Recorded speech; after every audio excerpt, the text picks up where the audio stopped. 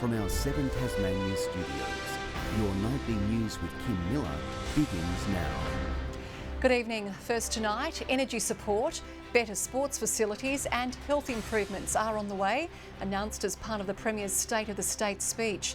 The agenda setting delivered on Parliament's opening day after a rocky beginning to the day. Telling Tasmanians there'll be no 10th year slump in his government. Now is the time to keep our foot on the accelerator, to increase momentum and to raise our sights even higher. Outlining his agenda for 2023, nearly $15 million to be poured into community sporting facilities, developing a youth jobs strategy, as well as stronger Aboriginal cultural heritage legislation, facilitating more land handbacks and delivering more community services. Also declaring controversial cableways aren't dead. I'm committed not only to the Cradle Valley Cableway, but also a cableway on Kunani, Mount Wellington, and I've sought advice on developing a pathway to support this to happen. Some announcements aimed at putting out recent spot fires. With relief long called for, the Energy Minister's raising a dram to hardship grants for large-scale commercial and industrial customers. Making whisky is very energy intensive, and it's also a long time frame, and factoring in energy costs at the start of a business venture is really important to do. It's important that we keep downward pressure on electricity prices to bring on more supply to meet the needs of our growing economy. There's up to $20,000 available for each, while Tasmanians can expect cash back from our renewables boom. Furthermore, I have tasked Treasury to look at how we develop a renewable energy dividend payment for all Tasmanians. Funding also poured into health, including $38 million for extra endoscopies. Pharmacists will be able to supply prescription medicines when a GP is unavailable, and 97 paramedics on temporary contracts will be made permanent. It's a relief for them, but no silver bullet. It doesn't in any way affect or resolve the issues that we've got with ramping, with caseload, with response times, etc. The first day back didn't come without its troubles though. Racing Minister Madeleine Ogilvie surviving an attempt by Labor to send her to the Privileges Committee over former Tas Racing CEO Paul Ericsson's departure. The Minister lied, but this goes to the integrity of the government and it goes to the integrity of the Premier. Honestly, this is not only a personal attack, but a stunt on the first day. The Minister staying seated throughout that debate. And for more on the opening day of Parliament, we're joined by state political reporter Josh Duggan. Josh, we've heard a concerning story about health services today. That's right, Kim. In question time, we were told about an 18-year-old woman who suffered suspected spinal injuries at the Party in the Paddock Festival earlier last month. It took her nearly 7 hours to reach hospital via ambulance, and she spent most of that time strapped into a spinal board and in a neck brace. The Premier confirmed today a paramedic did reach her in about 50 minutes. However, she was triaged as needing less urgent care than others at the festival.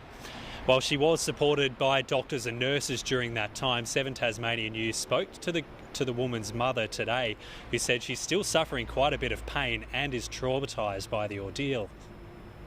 25%. That's simply unacceptable. My heart goes out to the young person and their family. It wasn't the only time emergency responses were questioned today. The government was also pressed on a decision to roster paramedics onto the ramp itself to care for patients. The union has called that move a band-aid. Kim? Okay, thank you very much. Josh Duggan there. The Integrity Commission wants the law changed to ensure job offers are made on merit rather than perceived nepotism. It follows an investigation into a Tasmanian council which found 8 roles were filled without following recruitment processes. They recommend the merit principle be reinstated into the Local Government Act. They're also calling for greater transparency around direct appointments made by general managers, along with training around declaring a conflict of interest. The public has a right to expect that all decisions are made without favour, and our objective in the Integrity Commission is to increase public confidence in the public sector. Local Government Minister Nick Street says work has already begun to address issues raised in the report. An iconic piece of Tasmanian rail history has rolled out of its West Coast home for the first time in almost a century. Wee Georgie Wood is set to delight locomotive lovers at next month's Steamfest. Rolling into Sheffield on a once-in-a-century journey. Moving 5.5 tonnes of locomotive is a surprisingly delicate operation.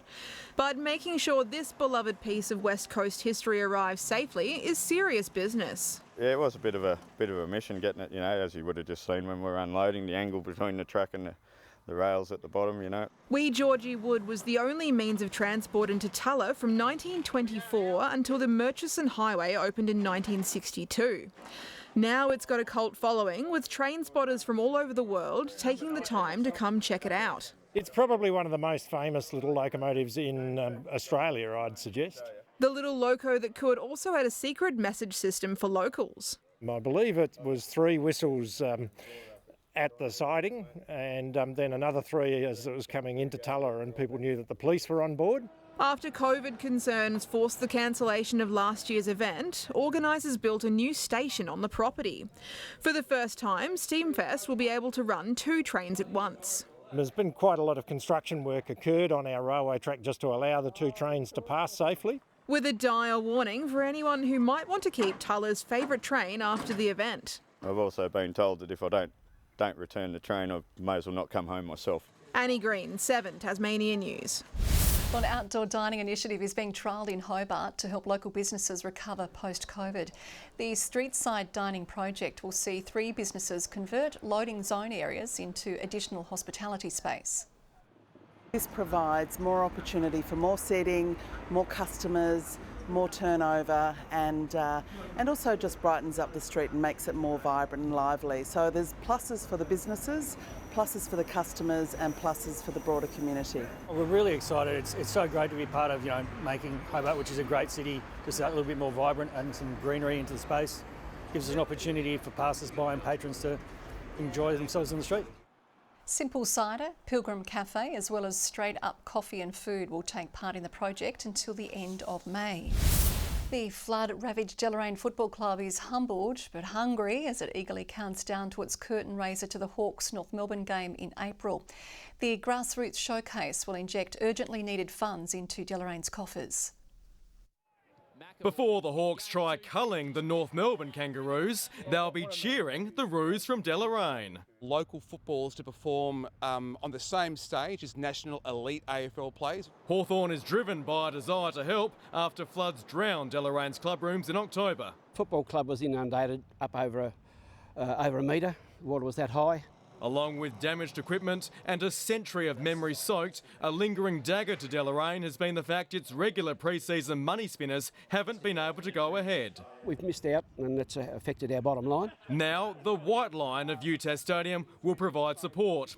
Desperately needed fundraising will take place when Deloraine faces Bridgenorth in a curtain raiser to the Hawks-Roos clash on April 1st. An extremely rare chance for local footy to share the AFL spotlight. What they've been through, we've regularly checked in with people we know from the club and absolutely happy to support them in any way we can. There are huge complexities when it comes to hosting a curtain raiser, from ticketing to the ground condition and even whether teams warm up. But the clubs are willing to jump through the hoops for what will be a grand day for the NTFA. Just showcases what community footy means to the bigger picture. A picture grassroots footy fans won't want to miss. Tom Johnson, 7 Tasmanian News. Stellar skies for stargazers over Tasmania last night, with the Aurora Australis making its presence known. Astronomers say it's not too late to catch the spectacle, with a chance the phenomenon may reappear again tonight. Some greens, some beams and a sprinkling of magic. It was stunning. Stunning, that's just all I can say. It was spectacular. Something I'd never witnessed before to that extent. I have seen an aurora, but not as bright or vibrant as this one was. The Aurora Australis putting on a spectacular light show across the state, with dancing colours lighting up the night sky, a rare and breathtaking sight. We saw slight solar flares. You couldn't really see it to the naked eye. A camera is something that's best to actually view it with. It got to the point where it was dark enough that I could just see pulsing waves through the sky. and it was absolutely amazing. Words can't really explain. It's a light show in the sky caused by charged particles coming from the sun and interacting with the Earth's upper atmosphere and the magnetic field. Stargazers had their cameras at the ready, capturing the stunning southern lights spreading far and wide, with magic in the air at Marrawar, a spectacle in Strawn, an out-of-this-world experience on top of Kunani Mount Wellington, and stunning views from Stanley. I was almost jumping up and down. I was like, yeah, my first Aurora images, and they turned out. It was great. Many travelling the distance to get a glimpse, including Lisa Bailey from Launceston trekking down to Campbelltown. I've been tracking it for 3 days using an app. So I've always wanted an Aurora photo, and last night I just had to do it. Matthew Bissett ventured to Jericho to snap the phenomenon. It was like an adrenaline rush. I actually rang my partner at home and was telling her, and I was like a little school kid. It was extremely exciting. The next ethereal light show is expected to appear above Tasmania tonight. Whether you'll be able to see it will depend on the clouds. The no cloud cover is the critical thing. If you can't see the stars, you won't see the aurora. The aurora leaving many in awe. McKenna Bailey, 7 Tasmania News. No Tasmanian public school will meet a key funding marker this year, according to the Australian Education Union. It claims each child has been shortchanged $1,200 compared to the Schooling Resource Standard, which would ensure 4 out of 5 students meet NAPLAN benchmarks. We've been calling for more than 2 years about assistance with workload, about assistance with more in-class support, and about the teacher shortage that we have. It's now reached crisis levels. The Education Minister says the government was increasing the funding through to 2027. International hockey is back in Hobart for the first time in 4 years, and fans didn't have to wait long to see some action. Hannah Cullum-Sanders found the back of the net against Argentina in the opening minutes. Renee Taylor delivered more good news in the second quarter. And it goes to Taylor. Taylor with a drag flick, and Taylor scores. The Hockeyroos remain 2-0 up in the third quarter. There will be a distinct international flavour to this Sunday's 10-kilometre Run the Bridge. 7 athletes from the World Cross Country Championships in Bathurst will take part, including 3 from one of the powerhouse countries in distance running. When it comes to athletics, Uganda lead the way. Both their golds in Tokyo came in middle distance running, including Joshua Cheptegei in the men's 5,000 metres. Hobart will this Sunday see the next generation when a trio run the bridge. I think it's thrilling for distance running fans in Hobart to be able to see the beautiful stride of these African athletes here. Prescott Chisang, Kenneth Kiprop and Dan Kibet are in form after the World Cross Country Championships. Chisang finished 7th in the women's senior race and likes what Hobart has to offer. I've seen the course. It's a nice course. So I'll do my best there. I hope it will be a nice day for me. Her male counterparts faring just as well in the men's under-20 race. Kiprop finished 6th, while Kibet just missed out on a medal in 4th. I think it will be much an advantage for us, and we hope that we shall do our best. Their training regime not for the faint-hearted. I have a week, like 130 kilometers per week. 7 internationals from Bathurst will take on the elite run. Aussies also well represented, including Leanne Pompere, whose appearance is nothing short of remarkable after collapsing in her last race. She doesn't remember finishing and crossing the finishing line, so really remarkable that she's been able to get up and do a road race 2 weeks later. For the less elite, entries are open until Saturday. John Hunt, 7 Tasmania News. A review into the future of Targa Tasmania says a hard reset is needed in the category. Motorsport Australia commissioned the report after 4 deaths across the last 2 Tasmanian events. The panel finding there were major shortcomings in how tarmac rallies were run and changes are needed to reduce the risk to competitors. The report also recommending controls over the sport move more in line with gravel rallies. This year's Targa was moved from April to October to allow for the review.